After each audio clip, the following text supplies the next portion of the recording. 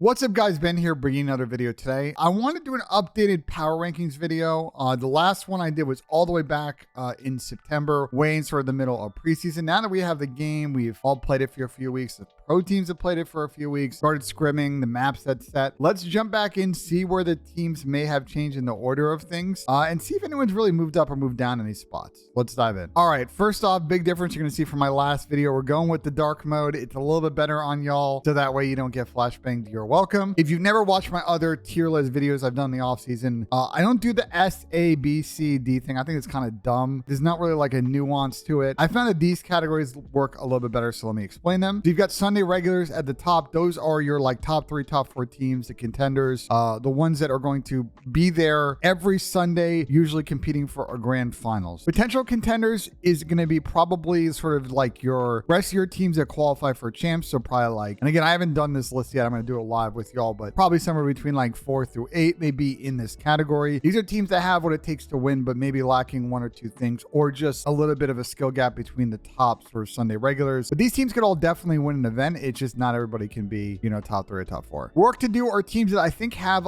like a really good ceiling, but maybe right now they're either a roster change away, or there's sort of a key flaw with their team that they need to work on in order to really get up a category or 2. You know, these are going to be your cut line teams probably trying to qualify for champs. And then missing pieces, I don't really know actually who's going to end up in this category once I do the video. I guess we'll see. But last I did this is teams that like were probably a roster change or 2 away from, you know, moving up a category. These are going to be kind of your bottom feeders in the CDL, at least on paper, trying to really get a few points this season. But they're really not going to have sort of the high sort of ceiling as some other teams, and definitely a lower floor. Maybe 1 or 2 teams will end up in this category. We will see. All right, one more last thing before we start ranking the teams. Let's talk about the meta right now. So I'm recording this on Tuesday morning. Obviously Warzone's coming out this morning as well. So I don't think there's any kind of massive weapon tuning coming out that will change things, but if it does and it's sort of off, it is what it is. Right now, it's definitely more of a pre-aim game. So players that are trying to play sort of a snap style like you would see in some other CODs with slide canceling, that doesn't really work in this game. The M4 is really the dominant weapon. The Vaznev sub is pretty good, but situational at best. It's really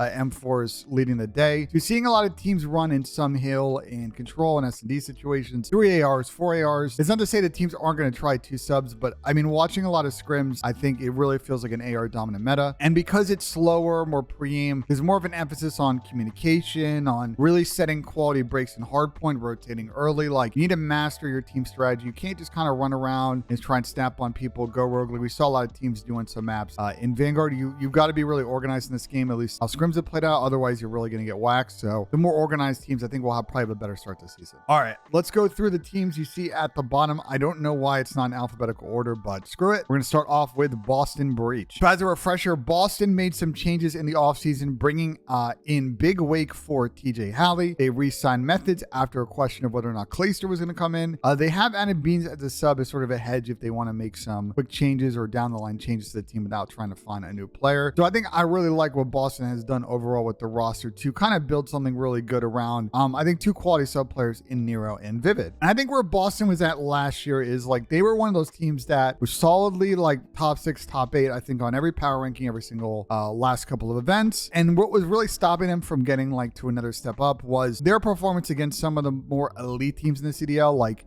a FaZe, for example, or an OpTic. They would play really good against mid-pack and low-pack teams, but when they played with the good teams, they just really struggled. So I'm looking to see if they improve on that this year. And so far from scrims, they've looked really good against, again, the better teams, taking maps and splitting series, at least when they were streaming scrims up into last Sunday, I think, when they stopped. The question for me, though, with Boston, having watched that practice so far, I still feel like even with Big Wake coming in, the communication feels a little bit off at times. I just feel like almost like they really kind of are super momentum based in the communication, and sometimes they just really don't call out enough or really start like small talking. I think that's a soft skill that they're going to really need to work on. Again, the pace of this game, the way it works out, you've got to be constantly communicating and getting ahead of the game. And if you're just sort of like stuck going through the motions, you're just going to lose by 100 points in hard points. So I think Boston definitely needs to work on that. And because of that, I can't really yet put them in Sunday regulars, but I think on pure skill alone, alone, how they're doing in scrims, like what I've seen, especially from Methods, who's played really good in the beginning of the season. Big Wakes had a lot of big games. We've seen some takeovers, especially from Nero and Vivid. And by the way, as well, I think this team's going to be really good in search. I'm putting them in potential contenders. I see them as like top 6 team to start the year. Communication is probably the biggest thing they need to work on if they want to take the step up as a team. All right, next up we have Atlanta FaZe. You know, the funniest thing about this team has been people on Reddit saw them lose a couple of scrims last week, and suddenly apparently they're struggling, which I think is hilarious. But anyway, all that aside, the biggest changes they made in the offseason was swapping Arcides for Slasher. So both of them basically swapped teams in 2 different transactions with Arcides now over at Los Angeles Guerrillas. For FaZe, I think this makes him a better S&D team. You know, talking to people around that camp, it's like there are certain other qualities that Austin's going to bring in terms of more leadership. So I think with FaZe, like regardless of how they were doing on scrims online in the prior weeks before there was a map set, this team is usually very well prepared in the beginning of the year. They're usually a shoe-in lock for top 4. I just think the thing with FaZe is last year, they were not that good at S&D down the stretch. And whenever they got into finals, they always just came up short. Either someone was having an off series or just as a team, like they weren't icing up. That's kind of the last hurdle for this team because they're always going to have what it takes from a coaching staff, from a tactic standpoint to be there on Sundays. It's just a question, are they going to win events this year or is it going to be another year of top 2? So they're a lock for Sunday regulars. We'll see if they can win an event this year now, having gone an entire year without one. All right, next up we have the Florida Mutineers. A lot of changes on this team with Skies and Awakening now gone to different teams. So they're running a pretty interesting lineup. You got Major Maniac on the AR along with Brack coming back into the CDL after a little bit of a layoff. And then on the submachine gun side, or third AR, depending on how the stuff works out now, you've got Vickle coming over from Spain, and they have Havoc back in the lineup for like the 59th time. So I think on pure talent alone, this Florida team definitely is sort of one of the weaker squads in the CDL. I think they're a really good S&D squad on paper. My concern with Florida, again, is how does their skill match up just purely in respawn before you even talk about like teamwork stuff. I think my other concern too is I like Major Maniac as an AR, but not a particularly good respawn AR compared to other ARs in the league. I think Brack is disgusting, and I think he's going to show a lot of potential this year. And Vickle's kind of an X factor on this team. I don't really know what to make of his skill level at this one. I like him. He was good in challengers last year, but he's coming in kind of probably being a gap fill player in this team, and that could be a mixed bag. I'm putting Florida in missing pieces.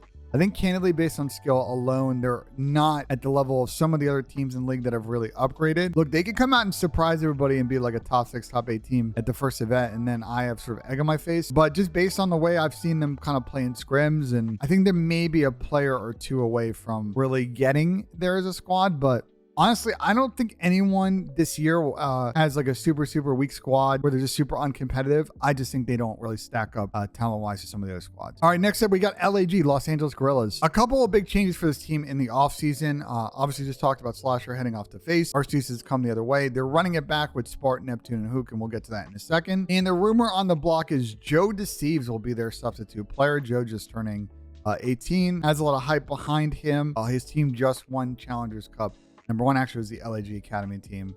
So shout out to them. So they do have sort of a next up player if they want to make a rotation here, and they've kind of hedged on what I think is sort of the key question is LAG team, which is, does the trio of Spart, Hook, and Neptune really work? Look, I think this team won a championship last year and they played amazing that weekend, but outside of that, the Call of Duty was super inconsistent for them all year. And I think that's sort of where this team is at. Like, I like the caliber of skill on the squad, but then you watch them play end of last year in practice this year, and like some days they get on, they fry. Some days like the decision making is not there. The sub players are going rogue, and it's just not really working. There's not really cohesion. The comms are not there. That's my thing with LAG. They could be a top 4 team. They could be the 10th best team. I just really don't know how to place them because their whole team's inconsistent. And I don't think Alec helps it either, because when he was on FaZe last year, like he was all over the boat from week to week in terms of his performances. So this LAG team's really hard to sort of pin down in terms of where I place them on this list. They've got like top 6, top 8 potential, but I don't know right now if they have the right lineup to be good in this game. I think they may have some big questions to answer after Major 1. And that was sort of where I was at sort of the end of September. So I think I'm going to put them and work to do. They could really be potential contenders if you want to make that argument. But for me, I got to pick one team to sort of fade from the sort of crowded mid-pack, and LAG is going to be the one that I have so far this season. All right, LA Thieves. No real changes in their squad from the team that just won Call of Duty Champs. And they played good from what I've seen so far in scrims. I think this game, again, really suits them. 3 ARs, 4 AR type meta in a lot of situations. Fits what I think is got a lot of AR players on their roster. Their communication is really good. Their trust is really good. They've improved a lot in search. There's not a lot much to say about this LA Thieves team. I think out of the box, they're a top 3 squad and up there with FaZe and potentially 1 or 2 other teams that we go through this list. Probably being the favorites for a major one. So Sunday regulars, easy peasy. I'm not even going to really rank these like in any order within the categories. So just know that they're just going to be in the Sunday regulars. No argument to put them anywhere else. All right, next up we got London Royal Ravens. So kind of a lot of changes with this team. New ownership. The team is now playing out of LA instead of Charlotte. Gizmo, Harry, both gone. Like they rotated through a lot of players in the last couple of years. So I don't want to list all of them who featured over the last 2 years. They brought Paul X back in. He had featured at one point, was on New York to end last season. Now back on London. They brought in Asim from LAG, which was definitely a surprise. I don't think anyone saw that coming. And they kept Nasty and Zero. So those are your 4. They are bringing Scraps over as their substitute player. So that's a potential interesting option down the line. Maddie obviously didn't really play last year and is just coming back now. And we know talent-wise what he brings. So kind of an intriguing roster for London, but in the same way for Florida, like if you look at their roster and how it stacks up to other teams, I don't think it's there. To me, I think what it lacks is probably like veteran swagger. It's sort of a weird phrase, but I think there's like a lot of adversity the team's going to face, and I don't know if they have the do-it-all to really solve what I think is a big sort of talent gap between them and some of the other squads. And I don't really see a game mode that this team like super excels in relative to other squads. So I have a lot of questions about this London team. The Scraps thing's also a big question mark. The minute Maddie's ready, is he going to come in? Who is he going to replace? I think London is not a team that I'm expecting to do much work early on in the season, and maybe sort of a piece or 2 away from being a really good squad. So unfortunately, I'm going to put them in missing pieces. I don't see them right now being a top 6 or top 8 team, but it's the same thing with Florida. Like, you never know. People log on those first couple matches and the clicks. We'll see what happens. All right, next up, we got the New York Subliners. Rocky season, to say the least, last year. Managed to backdoor qualify for COD champs at the last major and then kind of crashed out. Made a lot of changes this season. The lineup they are running, they've got Skies coming over from Florida Mutineers. They've got Hydra, who was going to maybe go to OpTic, but obviously that didn't work out, and now he is signed a deal in New York. Kismet is staying over from the last roster last year. A pretty good player who surfaced, I think, to his potential very much at the end of last season. Was probably their best player down the stretch. And then they brought in Priester from Minnesota. And I think this is a big year for Preston, because I think there's a lot of fans that feel like he's been underperforming. And I would say to an extent, yeah, but that Minnesota team was not the best situation for him based on playstyle. And I think talking about playstyle, what I've seen out of this New York team so far in scrims is they actually look pretty good. The 3-4 AR meta is probably pretty helpful to this team. And they've got like, you know, they can set up with 3 really sort of patient players and let Hydra kind of do his thing on the map. He's a really good kind of solo instinct player. So if he's your one go rogue guy and everybody else is sort of playing structured, it can really work out in this game in Respawn and in Control. I'm curious to see how they do in search, but a decent amount of search pedigree on this team. So they could be a really good squad. I was definitely a lot more negative, I think, on this New York team sort of earlier in the offseason, but they're a team that might actually take a jump here as far as how they've played sort of in the last few weeks. We talk about, like I mentioned on the flank this week, I talk about scrimbucks. Like I think New York's a team that is doing solid in practice, although wins and map losses don't really matter. They do have quite a few scrimbucks stacked up. You know what, I'm going to put New York in potential contenders right off the bat. This is probably a little bit of a hot take maybe, but I kind of see their path to top 6, top 8, and I'm also looking at this list, and potential contenders might have a lot of teams, but it's a video, we'll see how it goes. But I'm putting them there based on, I think they've really shown that they may have what it takes in this meta to be a particularly good team. All right, OpTic Texas. So y'all probably know how the offseason went for this team. They were making changes, they were not making changes. The biggest thing, you know, I think since the last time I did one of these videos was Seth announcing that he's going to retire at the end of the season, and then bringing in JP as a strategic sort of analyst coach. And surprisingly for OpTic Texas, like they turned the streams off pretty early as far as scrims go. Like we haven't seen much of them play on stream outside of like the first week and a half of the game. I think asking around, they've been pretty solid solid in practice, pretty heads down. And I really expect this team to be good again, once again, at the beginning of the year. The question always with OpTic, though, is can they maintain that for a full season? And if they don't play well at the first event, like how do they want to take a look at their team, considering they were almost going to make a change in the offseason? So they're definitely one of the teams under the microscope. I don't think I want to waste too much oxygen right now talking about this team, because I think they're going to be good in all three game modes. They've got the talent to beat anyone. It's more about can they really not beat themselves. So easy peasy Sunday regulars for this squad. Should be a top 3 team, top 2 team on paper. Let's see if they execute that way. All right, next up we have the Minnesota RØKKR. So as y'all remember, in the offseason, they were the big cash spenders. They've got a completely different team now. The only holdover from the last squad in terms of the starting lineup is attached. They brought in Ben Vance from Toronto. They brought in Cammy from Toronto. They brought in Afro all the way from London. So basically surrounding Dylan with 3 EU players. Pretty interesting concept. And in scrim so far, they've been pretty good. Again, we're talking about a pre-game meta. It suits this team perfectly. Dylan on the main.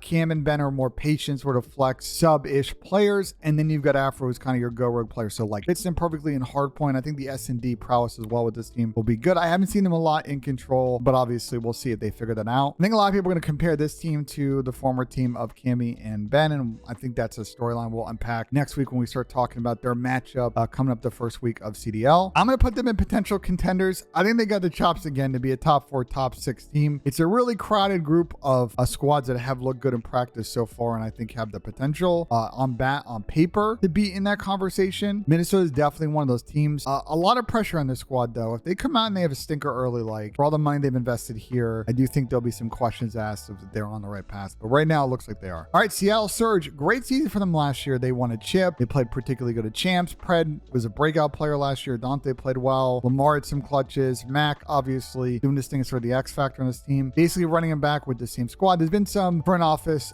changes in terms of personnel, with Novus Vita going over to LA Thieves to be a GM. They've got Revan coming in. They brought in Carson as their analyst. So a little bit of a shuffle, but overall kind of the same squad. Seattle last year, as good as they were at times also pretty bad as a team, like really went through some rough patches. I would describe them in a similar vein as sort of LAG, like you're just not sure what team you're going to get on a given day. But I do think as compared to LAG, like I do think the talent on this team is probably a little bit better than that one. I don't think Seattle needs any potential sort of roster changes. I think it's one of those things where what kind of team are we going to get when the matches start? Can they kind of solve some of the inconsistent sort of sometimes lackluster comms and sort of getting lost in the emotion that they dealt with last year? With the year under the belt, maybe they made some progress on that end. And this meta, again, this kind of suits the squad. Dante's a really good AR player, patient L trigger player. While he can snap, but I think he's going to be good in this game. Lamar, obviously, has always been the L trigger power spot guy. Like I already have heard teams already have spots called Lamar, so you know he's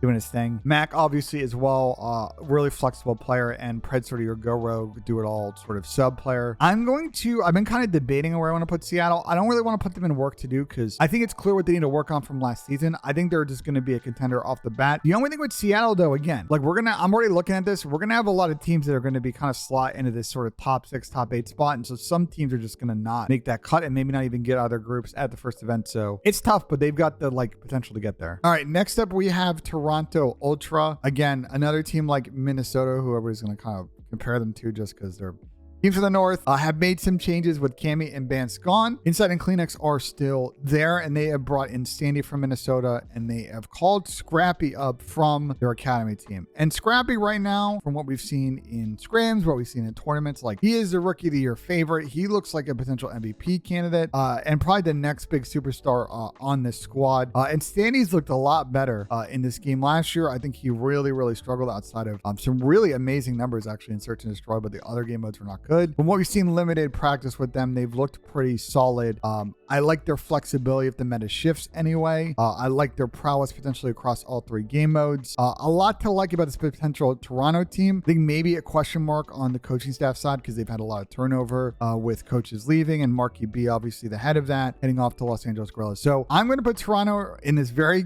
crowded potential contenders category, because teams have kind of shuffled a bit. They do have the potential to be a really good squad this year. Can they stand out from this packed. Looking at sort of the 5 teams here, Toronto's probably got maybe the more consistent high ceiling because I think Scrappy is just absolutely disgusting. But this team is definitely a little young to an extent in terms of CDL experience, and they may have some bumps in the first 2 weeks of the online sort of portion, dealing with sort of the pace of things, but I expect them to be really good at the first major. Then last up, we've got the Vegas Legion, and this is a team that I think everybody's kind of been talking about a lot the last couple of weeks. They've been streaming their scrims the most, and for a refresher, I have pretty much changed their lineup again. Donnie's, aka Temps, really the only holdover from their team last season. They brought in Clayster from Clay's sort of saga in New York over the last 2 years. They brought in TJ Halley from Boston and Perlo coming over from OpTic Texas. And they've looked pretty good in scrim so far as hardpoint goes, taking and splitting a lot of series that they play. Clay and Donnie look amazing in this game as ARs right now. Byron and Teach have their moments, but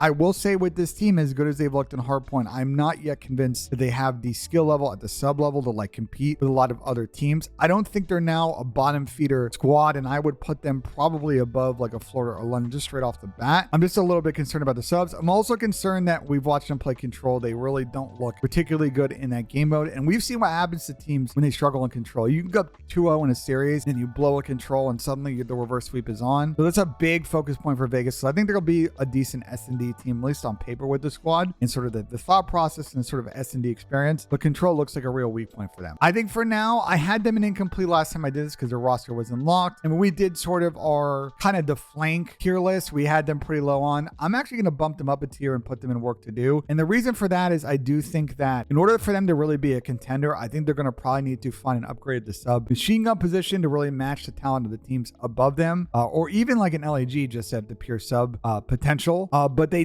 look like a serviceable squad. They've done the base part of what we're asking from Vegas to build like a competitive team. It's just a question of what they do to develop the squad throughout the season. I think that would be really key, as well as making sure that with the Clay and Donnie thing, the team just kind of doesn't implode on itself if they get to sort of weak points. Every team fluctuates up and down, and this Vegas squad kind of has their vibes that if they hit that sort of valley, they may not be able to get out. So let's see what happens. Yeah, this is the final list. I saw this as I was doing the middle. I think the contenders list definitely is pretty potentially packed, but you know, it is what it is. I think this will kind of shuffle out a bit after we get past major one, because I think there's just a lot of teams that made changes this year and they've looked good in practice to justify the changes they made. So I think we got to tip it where it is, but maybe y'all feel differently. And if you do, let me know in the comments what you think of this list. You think I put some teams too high? You think I put some teams too low? Let me know in the comments what you think, and I'll respond to a few of y'all. As always, like the video if you enjoyed it, subscribe for more content. As always, guys, we'll see you in the next one.